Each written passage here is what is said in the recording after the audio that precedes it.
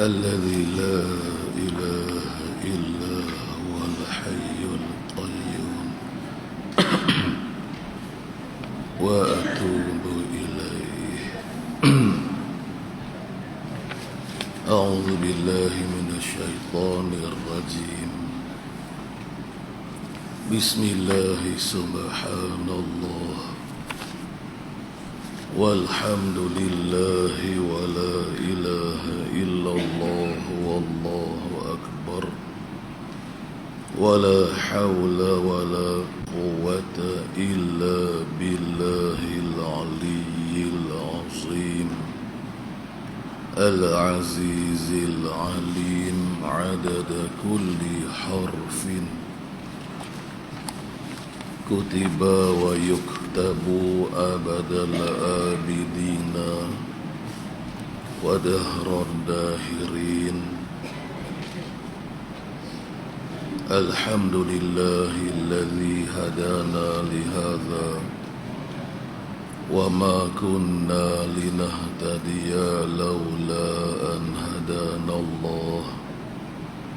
أشهد أن لا إله إلا الله وحده لا شريك له وأشهد أن محمدا عبده ورسوله. رب اشرح لي صدري ويسر لي أمري واحلل عقدة من لساني يفقه قولي. آمين رب العالمين. قال المصنف رحمه الله والحياة قال المصنف رحمه الله والحياة وهي لا تتعلق بشيء. Dan yang keempat daripada sifat ma'ani itu ialah hayat. Qala al-musannif rahimahullah, dan bermula sifat yang keempat daripada sifat ma'ani itu. Jadi sifat-sifat ma'ani yang wajib kita tahunya secara tafsili ialah ada 7. Jadi sifat yang keempat, sifat ma'ani yang keempat daripada 7 sifat ma'ani ialah hayat. Artinya, arti hayat ialah hidup. Artinya, arti hayat ialah hidup. Dan ikutlah nak berkata hidup ke, nak kata penghidup ke, hayat ni ialah satu sifat yang ada pada zat Allah Subhanahu wa ta'ala. Jadi nama bagi sifat ini ialah namanya hayat. Jadi kita i'tiqadkan dalam hati kita Allah Ta'ala ialah bersifat dengan hayat. Dan sama ada nak buh makna hidup dengan arti sifat Allah ataupun penghidup juga yang artinya dikehendaki dengan artinya sifat Allah, tak apalah. Dan nama bagi sifat yang wajib ada pada zat Allah. Nanti dia akan cerita lagi lah. Dan yaitu hayat. Dan bermula sifat hayat ni, katanya al-musannif, ialah tiada ta'alluq, ia hayat dengan suatu. Jadi sifat penghidup Allah ataupun sifat hidup Allah ni ialah tidak berta'alluq lah ia sifat hayat dengan suatu pun. Suatu tu maksudnya sama ada suatu tu yang maujud ataupun yang tidak maujud.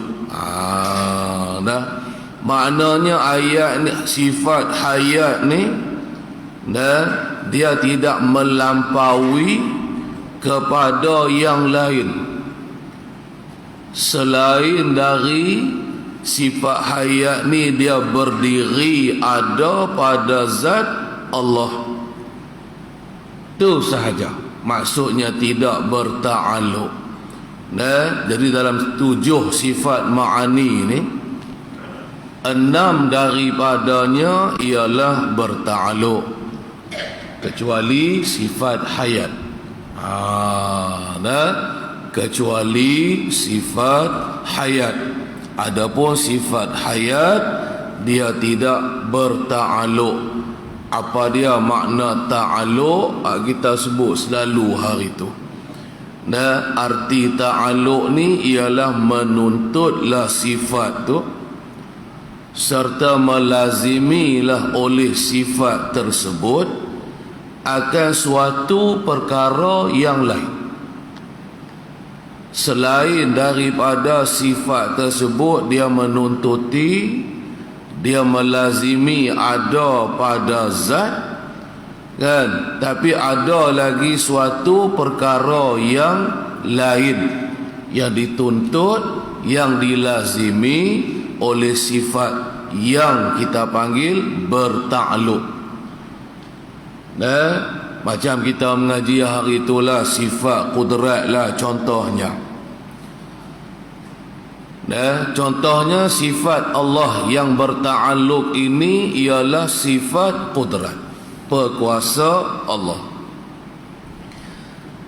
Apa maksud dia sifat qudrat ni ada berdiri pada zat Allah? Mula-mula dulu, iaitu sifat qudrat ni dia tak boleh ada dengan sendiri dia. Sifat qudrat ni lah contohnya, dia tak boleh ada dengan sendiri dia. Bahkan sifat qudrat ni dia kena ada pada zat. Itulah ta'rif sifat, maqama bi ghairihi. Kan? Sifat ni ialah yang ada, yang melazimi, yang duduk berdiri ada sifat tersebut pada zat. Semua sifat-sifat ma'ani Allah, inilah maksudnya apabila kita sebut ada pada zat. Ada sifat-sifat Allah pada zat Allah Ta'ala. Maksudnya kan, sifat tak boleh ada dengan sendiri dia. Kan, sifat kudrat ke, iradat ke, ilmu ke, hayat itu sendiri ke, kan? Bolehkah dia tidak duduk pada suatu zat? Tu maksud berdiri dengan sendirilah. Kalau berdiri dengan sendiri, dia boleh duduk asin daripada zat? Tak boleh. Mustahil, itu bukan hakikat dia. Hakikat sifatnya dia mesti ada pada suatu zat. Baik, yang ni yang pertama kita kena faham. Kemudiannya apabila kita sebut sifat kudrat, nah contohlah kita buat contoh sifat kudrat kan. Sifat kudrat ni kita kata dia ni bertakluk, mengadakan, meniadakan, takluknya namanya takluk taksir hari itu kan. Allah Ta'ala dengan sifat kudrat dia mengadakan suatu, meniadakan akan sesuatu. Nah, inilah orang panggil kerja. Hari itu kita sebut makna apa? Nah, selain dari kita sebut ta'rif ta'alluq tadi, juga kita panggil kerja dia kan. Nah, jadi ta'alluq ni sifat, katalah kudrat tadi nah. Sifat kudrat ni dia ada satu tuntutan yang lain, ada satu kelaziman yang selain daripada dia ada pada zat, iaitu apa? Nah, dia menuntut akan suatu perkara yang lain daripada adanya pada zat, yang kita panggil menjadikan. Kalau kudrat nah, ataupun selain dari menjadikan, ta'alluq sifat kudrat tadinya ialah meniadakan. Kan? Jadi inilah yang kita maksudkan sebagai bertakluk. Supalah contohnya kita kata pula seperti sifat iradat kan, sifat berkehendak Allah kan. Nah, ada dua benda lah, ada dua perkara di situ lah. Serupa lalu kita cerita tentang sifat kudrat tadi. Nah, jadi sifat iradat pula lagu mana? Bolehkah dia berdiri dengan sendiri dia? Tak boleh. Maksud berdiri dengan sendiri itu maknanya dia tidak ada pada zat. Tu maksud dia. Tak boleh. Maksudnya sifat ni kena mesti ada duduk pada zat Allah. Tu maksud dia.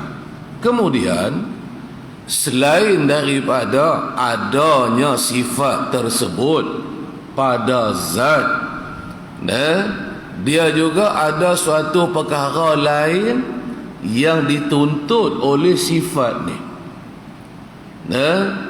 yang kita panggil pekerjaan, kerja yang dia buat, iaitu menentukan. Dalam bahasa Arabnya kita panggil takhsis kan, nama bagi ta'alluq sifat iradat Allah. Allah Ta'ala menentukan sekian-sekian setiap hal kan, setiap perkara. Sama ada balik ada ke, sama ada balik tak ada ke perkara tersebut. Allah dengan sifat iradatnya menentukan balik ada perkara tersebut, ataupun menentukan balik tak adanya perkara tersebut. Yang ni dalam bahasa Arab kita panggil ta'alluq. Dalam bahasa Melayu macam-macam lah terjemahan dia. Hak paling mudah kerja dia, senang nak faham erti dia. Berbeza, dan begitulah sifat-sifat ma'ani yang lain selain daripada sifat hayat. Berbeza sifat hayat. Musannif kata apa? Tiada ta'alluq ia hayat dengan sesuatu. Tidak berta'alluq mana tak ada kerja. Sifat ayat ni cuma dia hanya ada di zat Allah Ta'ala saja. Dia juga seperti sifat-sifat yang lain, tak boleh berdiri ada dengan sendiri kan. Dia ada pada zat Allah. Zat Allah tu qadim. Sifat hayat Allah juga qadim. Allah Ta'ala hidup bukan dengan roh, bukan dengan udara, bukan dengan sebab makan, tak makan mati, bukan dengan sebab minum kan. Tak ada kena mengena seperti hidupnya kita manusia atau yang baharu ni. Jadi sifat hayat ni tak ada kerja, tak ada pekerjaan. Bukan tak ada kerja, tak ada pekerjaan yang dibuat atau yang dilakukan oleh sifat hayat berbanding dengan sifat-sifat ma'ani yang lain. Tidak bertakluklah sama ada pada perkara yang ada ataupun pada perkara yang tiada. Kan, mengadakan sesuatu tak ada kena-kena mengena, kau kata menjadikan, mengkehendaki ke, takluknya inkisyaf ke, kan, seperti inkisyaf sifat sama ke, inkisyaf sifat basar ke, inkisyaf sifat ilmu Allah ke, dah. Tu erti dia tidak bertakluk. Dan baik, sekali lagi dia akan jelaskan lagi. Kerana tidak, ada perkataan tiada, nah, lepas perkataan kerana kena tulis tiada. Kenapa sifat hayat ni katanya al-musannif tidak bertakluk ia? Dah, pasal apa sifat hayat ni tidak bertakluk? Sebabnya kerana tiada menuntut akan pekerjaan lebih atas dirinya dengan tempatnya. Itu sebab kita sebab di apa tu sifat hayat ni kita kata dia tidak bertakluk kerana tiada menuntut. Ingatlah tadi kita fahamkan dah maksud ta'aluk, kan, dengan maksudnya tidak bertakluk. Pasal kerana sifat hayat ni dia tidak menuntut akan pekerjaan. Itu yang kata pekerjaan. Dia tak buat kerja apa. Itu lepas tu kita bubuh terjemah. Kan, setengah guru dia terjemah dengan arti ta'aluk ni bekerja. Apabila bekerja adalah pekerjaan, kan, pertambatan di antara orang yang bekerja, kan, dengan kerja tu dipanggil namanya ta'aluk. Tu namanya pekerjaan. Dia ni ta'aluk ni dia tidak wujud tubuh badan dia. Kalau kita nak tengok rupa ta'aluk tu tak ada, tak boleh lihat. Dia dimasukkan dalam kumpulan amrun i'tibari sahaja, kan, akal, segi-segi kira-kira akal saja mewujudkan dia, kan, tapi pada hakikatnya dia tidak wujud. Kita aja kata pekerjaan, kan.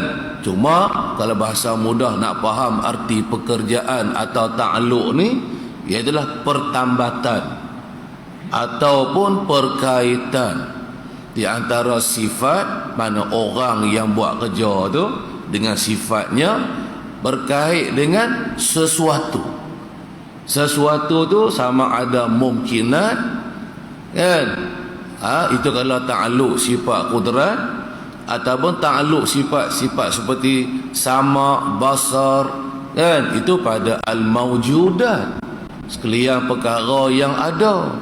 Perkara yang ada ni dua, sama ada wajibal wujud atau jaizal wujud, ataupun seperti ta'aluk sifat ilmu, kan, perkara yang harus ada pun ditakluki, perkara yang wajib ada pun ditakluki oleh sifat ilmu, perkara yang mustahil pun juga ditakluki oleh sifat ilmu. Tengoklah sifat-sifat ma'ani Allah itu, kan, masing-masing ada tempat ta'aluk dia, orang panggil, kan, ada pekerjaan dia. Pekerjaan tu kena ke atas, kan, yang wajibat ke yang tadi al-mawjudat ke, atau kepada al-mumkinat sahaja. Mungkin ni kita lah makhluk ni lah, kan. Baik, habis tang tu. Jadi kerana tiada menuntut, yakni oleh sifat hayat akan pekerjaan. Pasal dia tak buat kerja, senang bang lagu tu. Maksud nak faham tiada menuntut akan pekerjaan nak faham lagu mana? Maksudnya tak ada kerja apa. Tak buat kerja apa. Senang. Tidak menuntut lebih atas dirinya, diri sifat hayat, diri-dirinya dengan tempatnya tu sifat hayat. Apa maksud dirinya? Diri itu juga kita panggil berdirinya. Maksud dirinya tu yakni berdirinya. Maksud berdirinya sifat hayat tu yakni adanya sifat hayat dengan tempatnya tu sifat hayat. Tempat ni apa dia? Iaitu zat. Maksud tempat ni kan, iaitulah zat, yakni zat Allah Ta'ala. Jadi maksudnya apa? Sifat hayat, sifat penghidup Allah ni tidak melampaui kepada suatu yang lain. Tu maksud lebih tu. Tak melebihi daripada setakat adanya pada zat Allah. Kau ada melampaui yang kita pergi bekerja lah, buat kerja. Tu maksudnya lebih. Maknanya sifat hayat ni tidak melampaui ke suatu yang lain, suatu yang lain selain daripada adanya sifat hayat ni duduk berdiri pada zat. Tak nak buat kerja apa lah, senang buat lagu tu lah cerita dia. Kok kata kerja dia menjadikan kau meniadakan. Tu bukan kerja dia, dia tak nak buat kerja apa. Setakat cuma di akal kita sifat hayat ni menjadi syarat. Menjadi syarat bagi boleh sahnya ada sifat-sifat ma'ani yang lain. Itu pada akal. Syarat pada akal, bukan syarat pada adat, bukan syarat pada syarak. Kalau kita kata syarat pada syarak, kan? Mesti terdahulu syarat di atas masyurut. Kena ada hayat dulu. Contohnya, lepas tu barulah ada kudrat iradat. Lagu tu kan kita faham? Bukan maksud syarat begitu, kan? Setakat akal kita duk fikir sah tak ada sifat kudrat iradat pada Allah? Sekiranya tak ada sifat hayat, jawapannya tidak sah. Tu erti dia. Dan semua sifat-sifat Allah ni ialah qadim. Tak ada baru ada, tak ada dulu kendian. Kau pergi kata ada sifat hayat dulu, lepas tu baru ada. Kalau gitu ada dulu kendian. Membawa kepada maksud sifat Allah ni baharu. Tak, semua sifat Allah tu qadim. Sebagaimana zat Allah Ta'ala juga ialah qadim. Tak ada mula, tak ada awal. Tak ada siapa dulu. Kalau ada dulu kendian, bermaksud tidak qadim. Kalau tidak qadim jadi macam kita ni, arat yang baharu, sifat baharu ada pada kita ni, itu mustahil pada zat Allah Ta'ala.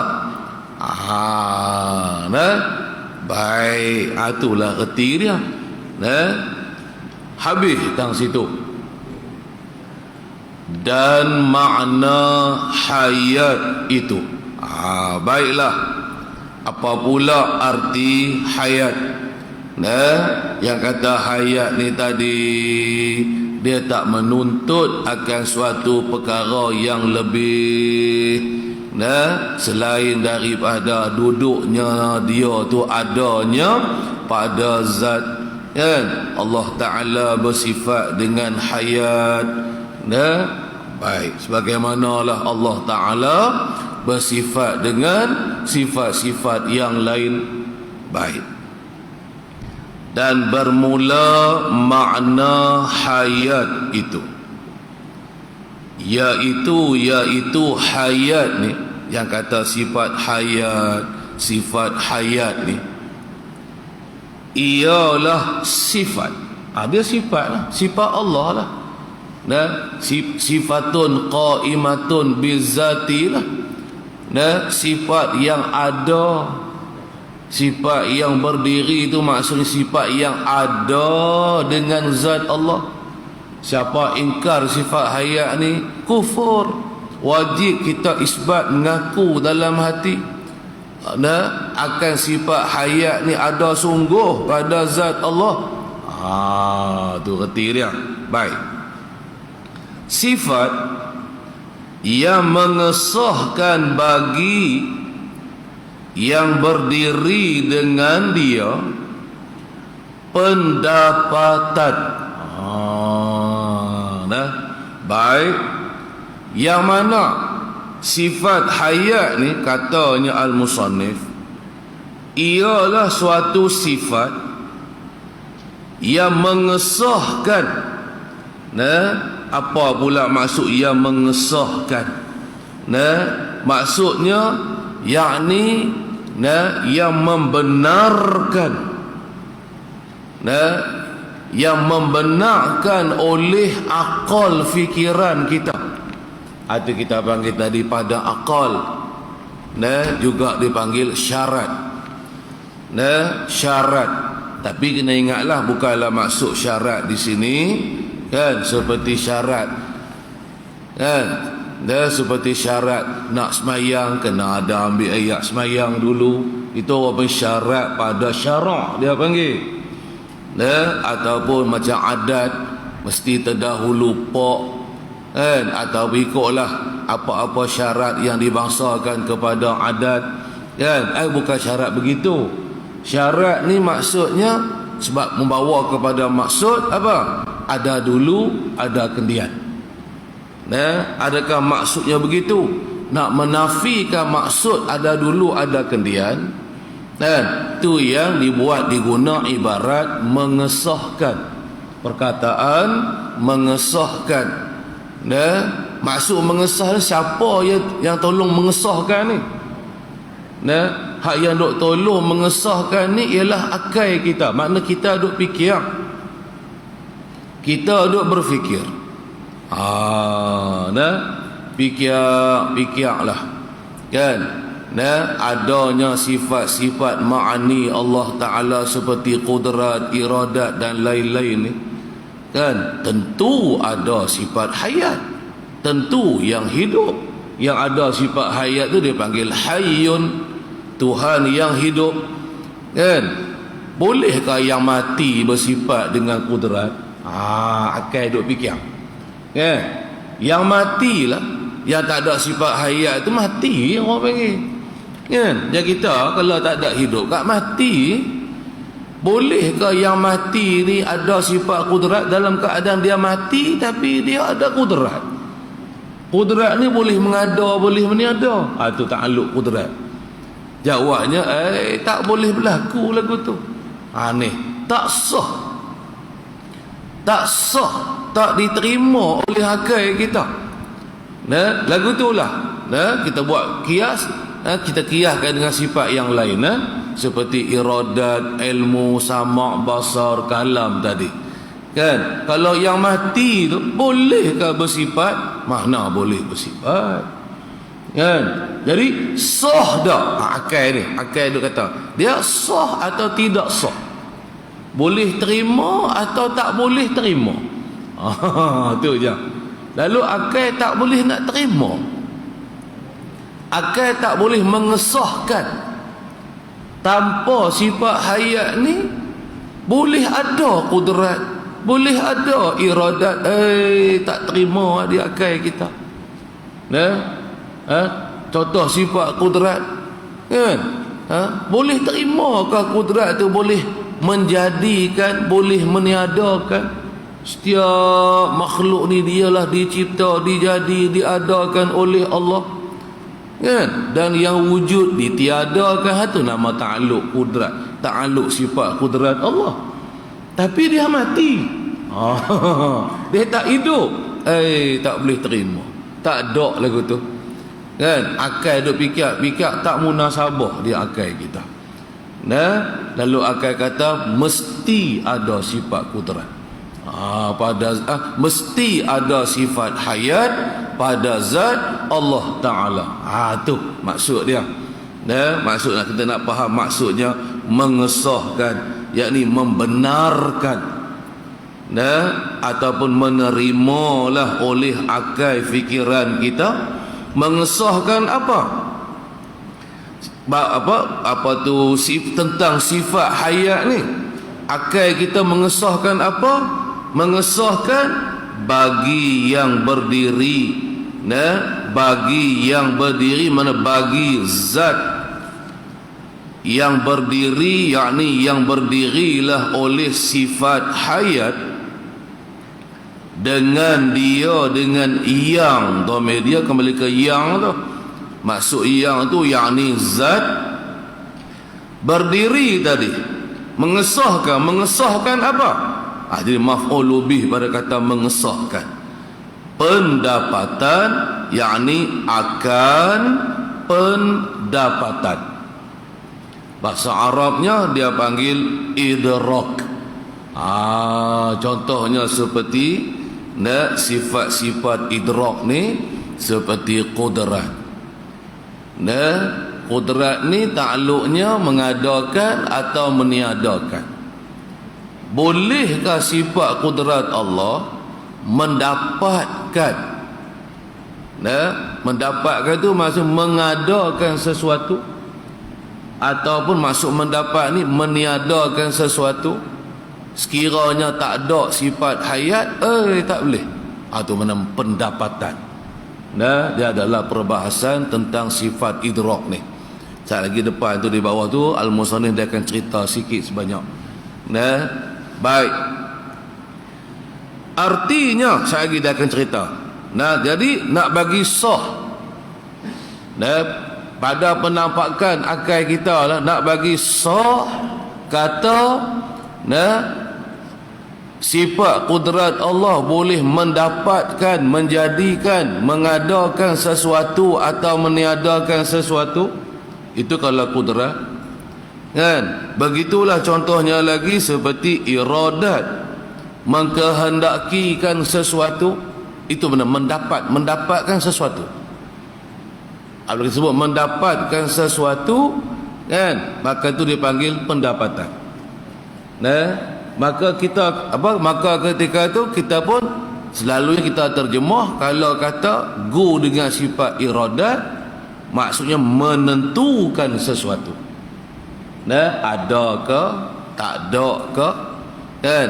Tinggi ke, tak kira lah, dua tu lah. Mengadakan tinggi, meniadakan rendah ke, kan? Mengadakan rendah, meniadakan tinggi ke, Allah menentukan di azali lagi, kan?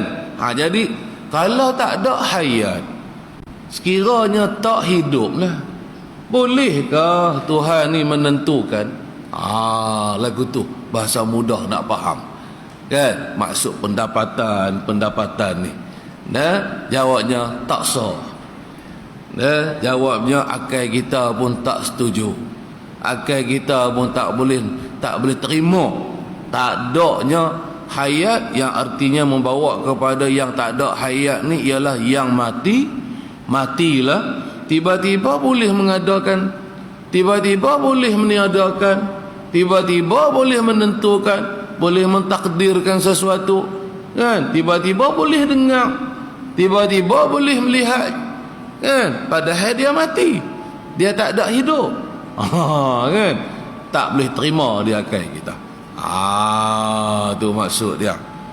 Baik, tengok lagi huraian dia. Kemudian kata lagi al-musannif, artinya perlu nak kena hurai lagi lah. Apa erti sifat yang mengesahkan bagi yang berdiri dengan dia akan pendapatan ni? Maknanya sah, sah bersifatnya Allah dengan idrak, dengan pendapatan. Okey. Adalah hayat itu. Baik. Jadi penjelasannya, huraiannya lagi beginilah. Kan? Adalah hayat itu jika sudah berdiri ia hayat itu pada zat. Dan memang sungguhlah jika ni takut salah faham, dulu tak ada ke hayat? Bukan begitu. Setelah sabit di sisi kita, kita yakini Allah bersifat dengan hayat. Tak kala kita mengaku Allah tu bersifat dengan hayat yang sebenarnya, kan? Allah bersifat dengan hayat di azali qadim lagi, sifat hayat Allah tu, kan? Sama ada kita mengaku Allah bersifat dengan hayat ke, atau tidak mengaku Allah bersifat dengan hayat ke, Allah memang bersifat dengan hayat. Tu kena faham tu, kan? Sama ada kita nampak di mata hati kita bahawasanya Allah ni ada sifat hayat, atau belum nampak lagi di mata hati kita, Allah tetap sentiasa bersifat dengan hayat. Jangan duk salah faham. Maksud jika ni kau dulu tak ada hayat, lah ni baru ada hayat. Bukan begitu makna dia. Jadi kata al-musannif, jika sudah berdiri ia hayat pada zat, yakni zat Allah, maka bersifatlah zat itu dengan alimin dan sami'in dan basirin, dan lain-lain lagi lah. Baik. Jadi maknanya setelah sabit di sisi kita lah, akan bahwasanya Allah bersifat dengan hayat, maka nescaya tentu bersifatlah oleh zat itu, yakni oleh zat Allah Ta'ala itu, dengan alimin. Alimin ni bukan nama bagi sifat. Alimin ni maknanya Allah yang bersifat dengan ilmu. Maksudnya apa? Faham perkataan ni betul-betul lah. Sekali takut kita keliru akan tentang maknanya, kan? Maknanya macam ni, maksud dia. Jadi setelah sabit ada sungguhnya sifat hayat pada zat Allah Ta'ala, faham betul-betul ibarat ni, maksud dia. Kita fikir-fikir, tentu sungguh mesti sifat hayat itu ada pada zat Allah. Jadi maka sifat hayat yang ada pada zat Allah ni telah mensabitkan oleh ia bahawasanya zat tu, yakni zat Allah, bahawasanya zat Allah yang bersifat dengan sifat hayat tu tadi, yang ada sifat hayat tu pada zat dia, mensabitkan zat Allah tu apa dia? Alim. Mensabitkan bahawasa adalah ia Allah ni, ialah dipanggil aliman, sami'an, dan juga basiran. Aliman tu makna apa? Maksud aliman tu yakni Allah, dan dipanggil Tuhan yang mengetahui. Tu maksud alim tu. Sami' Tuhan yang mendengar, tu arti sami'in. Basirin Tuhan yang melihat. Jadi bila sebut kata alim, maksudnya nama bagi zat Allah, Diambil nama tu daripada sifat ilmu. Nah, ada kalanya perkataan alim ni kan ialah nama bagi zat Allah. Ada kalanya ialah sifat maknawiyah tu. Kalau nak kata sifat maknawiyah kena kata kaunuhu aliman. Tapi la ni tak ada perkataan kaunuhu. Nah, kita kata apa? Nama bagi zat Allah. Nama-nama Allah ni diambil daripada sifat-sifat Allah. Aliman maknanya Allah yang mengetahui, kan? Diambil daripada sifat ilmu, yakni Allah Tuhan yang bersifat dengan ilmu. Tu ibarat dia tu. Betul, kena faham betul-betul tu. Sekejap lagi aku silap faham sekejap lagi. Sami' pula, ialah Allah Tuhan yang mendengar, yang mendengar dengan sifat sama' dia. Maka dikatakan Allah ialah sami'an.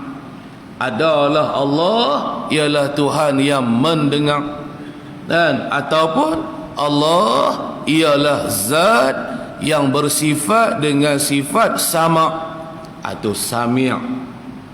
Basir go dengan sifat basar tu.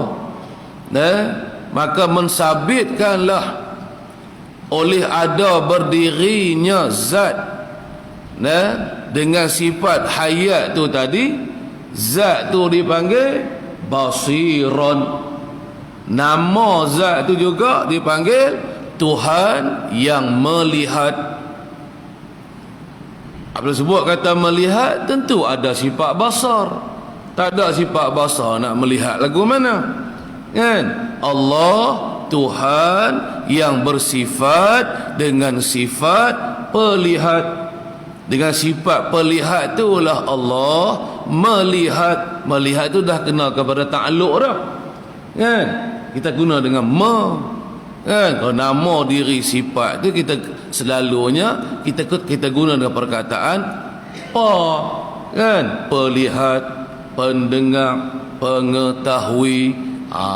Tujuannya nak beza antara manakah sifat dengan yang manakah takluk bagi sifat. Orang panggil, boleh faham payah sikit. Ibarat dia tu pendek-pendek, tapi nak cerita panjang sikit. Kan, takutnya sekejap lagi tak jelas. Rasa lagu mudah dah, alah sifat hayat je, kan? Tapi awak nak keliru sikit maksud dia, kan? Lagu itulah nak kena perjelas sikit lagi maksud dia tu. Baik, habis tang situ. Lepas tu katanya lagi al-musannif, sambung lagi.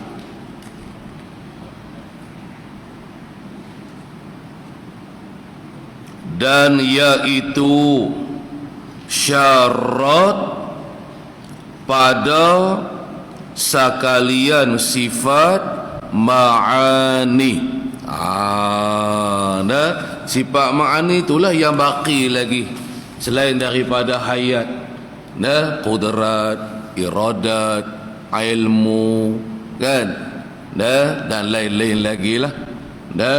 Maknanya apa? Kan, dulu kita belajar dah, kita mengaji dah tentang maksud sifat. Tadi pun kita sebut dah, sifat ni ialah yang ada, yang ada pada zat Allah. Jadi sifat yang maujud, sifat yang ada pada zat Allah ni seperti qudrat, seperti iradat. Maka sifat ma'ani lah, kita panggil sifat yang ada duduk pada zat Allah Ta'ala. Baik. Jadi kan, kemudian ada sifat, ada sifat yang selain daripada sifat ma'ani, seperti sifat wujud, kan? Sifat nafsiyah lah, senang kita abang. Kemudian seperti sifat salbiyah, seperti sifat ma'nawiyah. Daripada segi sebutan dia, dia tak ada macam kita kata qidam, artinya sedia. Sedia ni maksudnya tak ada awal. Tak ada awal ni nak tengok ke mana. Adakah dia maujud? Begitulah macam baqa, kekal. Kekal ni maksudnya tak ada akhir, kan? Tak binasa. Ada tak? Boleh tengok, nampak tak?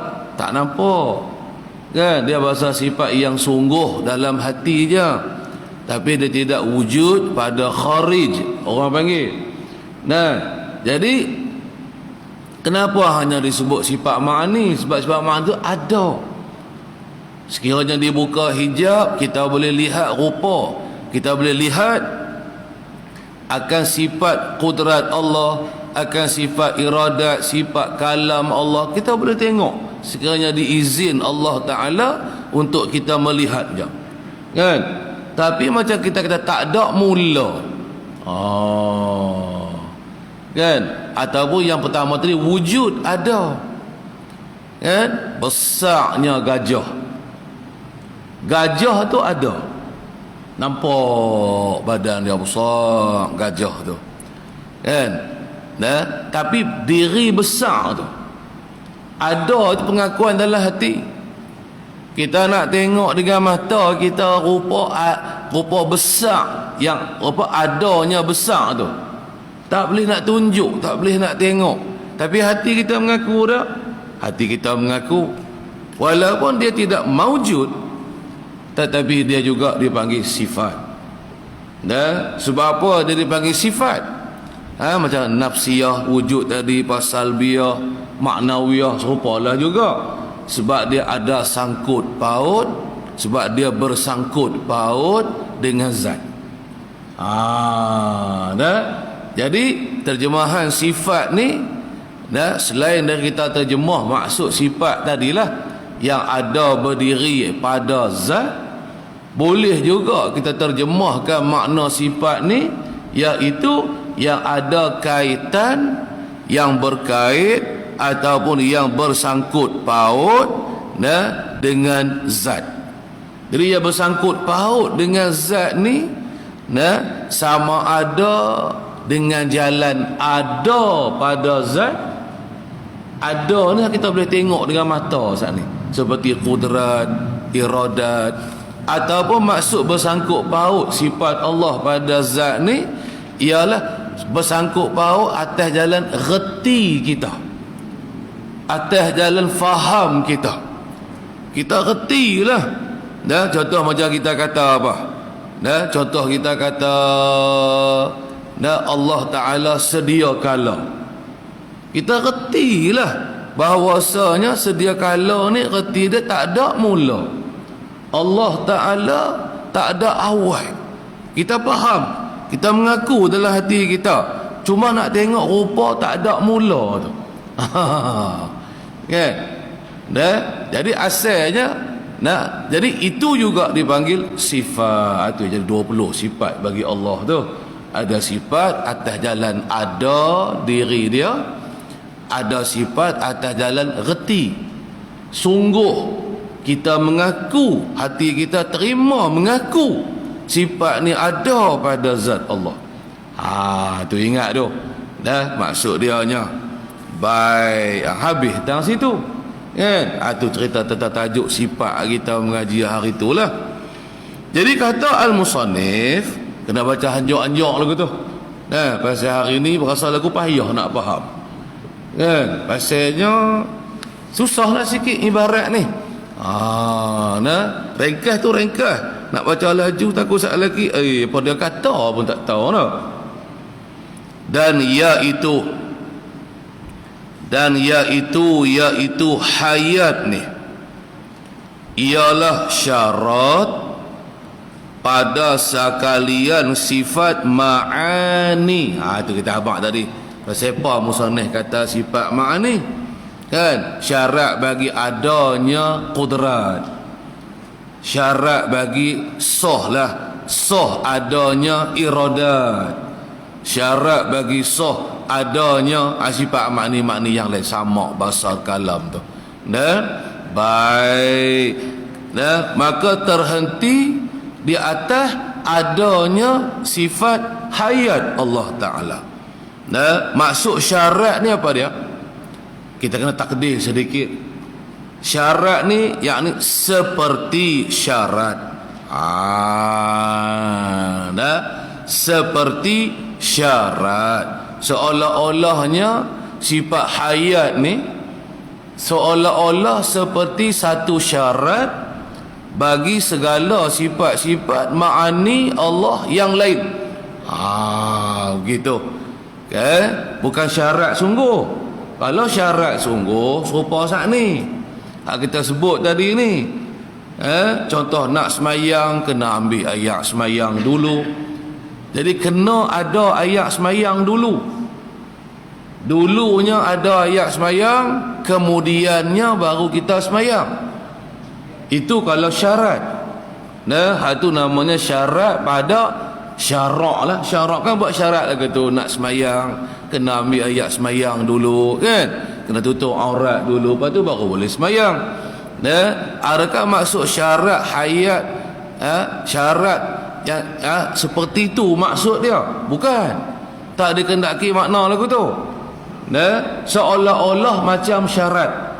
Sebab sifat Allah ni tak ada dulu dan kemudian. Kena ingat tu. Kalau kita kata hayat ni syarat, bermaksudnya sifat yang pertama ada pada Allah ialah hayat. Selepas dah ada hayat, barulah ada sifat-sifat yang lain. Lagu tu kan maksud dia? Bukan. Nak lari dari maksud tu. Takut semabui kita pergi silap faham. Tadi kita sebut dah, semua sifat-sifat Allah ialah qadim, belaka. Tak ada dulu, tak ada kemudian, tak ada awal. Hayat Allah pun qadim, qudrat Allah pun qadim, iradat Allah pun ialah qadim. Sifat-sifat ma'ani ke, semuanya qadim, belaka. Gitu. Jadi syarat ni hanya syarat pada akal saja kata.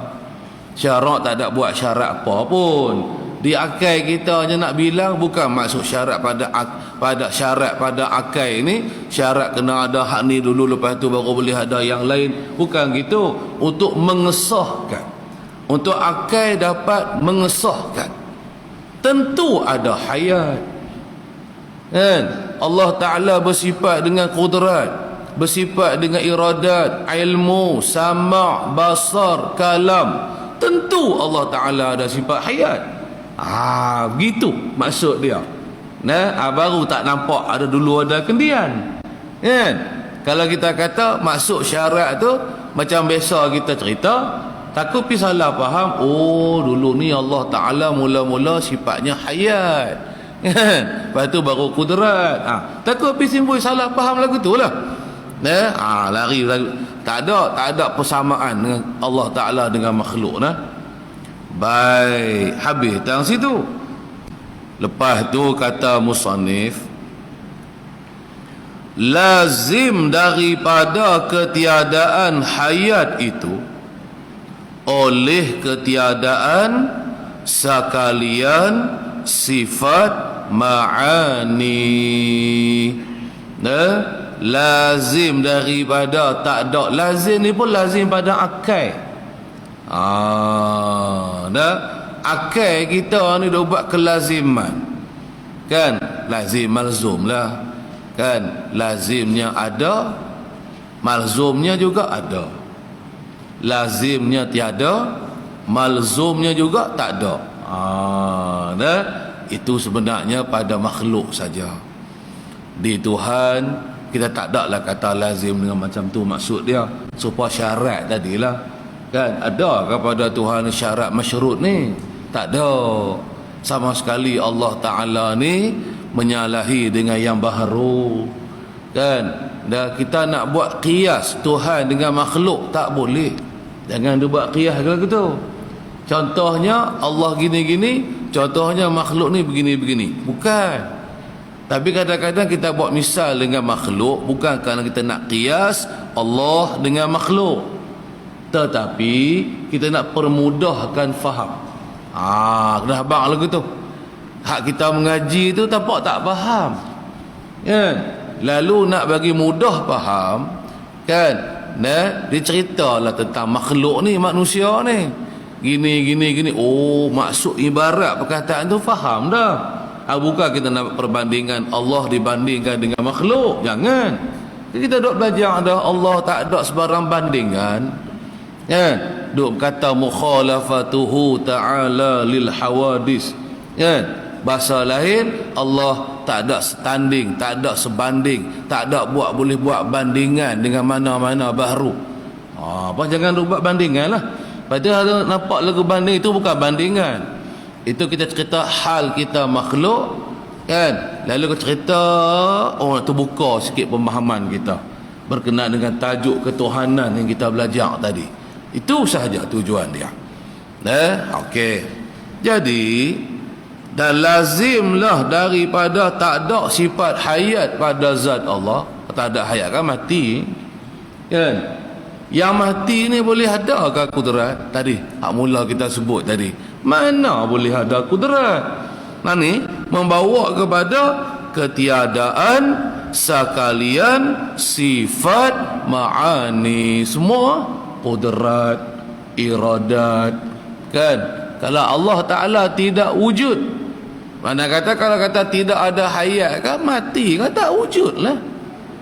Tak ada lah kudrat iradat, apa nak menjadikan alam lagu mana? Yang tak ada bolehkah mengadakan? Kita doa abang selalu dah jawabnya tak boleh. Ni lah dia buat rumah ni. Awak rumah ni tiba-tiba ada ke? Dia kena ada tukang dulu, kan? Tukang tu ada tukang yang duk buat rumah ni. Tu yang boleh ada rumah ni. Tiba-tiba tukang tak ada, siapa pun tak ada, buat apa-apa pun, tiba-tiba boleh ada biji rumah. Itu contoh. Bukan nak buat persamaan Tuhan dengan makhluk dah. Lagu tu lah nak bagi nampak maksud dia tadi yang kita duk mengaji tu. Mesti dia ada. Tukang tu kalau dah ada tentu dia hidup. Mana ada tukang buat rumah hak mati dah. Hak mati dalam kubur lah. Sedekah puluh je lah kat dia. Tak ada dah nak panggil dia, aku nak upah sehari RM50. Mangkit Ustaz pergi buat rumah lah. Tak ada lagu tu. Ni contoh anda nak buat bagi mudah faham saja, kan? Jadi ni maksud al-musannif nak kata berkenaan tentang sifat hayat. Artinya penghidup Allah Ta'ala. Ya Allah Ta'ala tidak hidup dengan roh, dengan nyawa, dengan ada oksigen, dengan pernah ada anasir yang 4 ke, perlu ada jantung ke, perlu ada kena ada paru-paru nak menyawa, kena ada paru-paru kan? Hatu duk ketat tak boleh menyawa tu, paru-paru rosak tu. Hakif paru-paru tak ada masalah. Kau tak ada paru-paru lagi masalah. Kan? Tu. Adakah Tuhan lagu tu hidupnya? Kita rosak mana satu buah pinggang ke apa tadi ni, out terus dah. Kan? Jadi itu syarat hidupnya manusia ataupun makhluk. Allah Ta'ala hidupnya tak ada syarat. Atulah tak laisa kamisli syai'. Tu yang kata tak serupanya Allah Ta'ala dengan yang baharu. Padahlah, patut usah tanyalah. Tak belaka. Apa hak kita duk tasawur, apa yang kita duk terupa dalam mata hati kita, Allahnya begitu, Allahnya begini, tak belaka. Kan? Tu hak dok tu lah, tu hak Tuhan lah. Hak selagi duk boleh nampak lah hati kita begitu begini, dok tu bukan Tuhan, hak tu makhluk. Ramai orang didatangi wah-wah daripada syaitan berkaitan tentang ketuhanan ni, kan? Duk bayangkan begitu, datang bayangan, datang gambaran dalam hati dia, begitulah Tuhan ni, beginilah, dak belaka, kan? Tu setan duk main kacau, dia datangkan wah-wah dia dalam hati kita. Kan? Jangan duk layan, jangan duk bersetuju. Dia nak datang lantak habis, tak usah duk peduli. Kan? Jangan duk terima, jangan duk mengaku Tuhan ni ada, bukan. Lagu itulah kita kena faham betul-betul masalah ni. Baik, kita berhentilah setakat tu dulu. InsyaAllah lah sambung lagi minggu depan. Kita berhenti pada kata was-sam'u wal basarul muta'alliqani bi jami'il mawjudati ila akhirih. Wallahu subhanahu wa ta'ala a'lam. Wallahu a'lam ay 'alimun.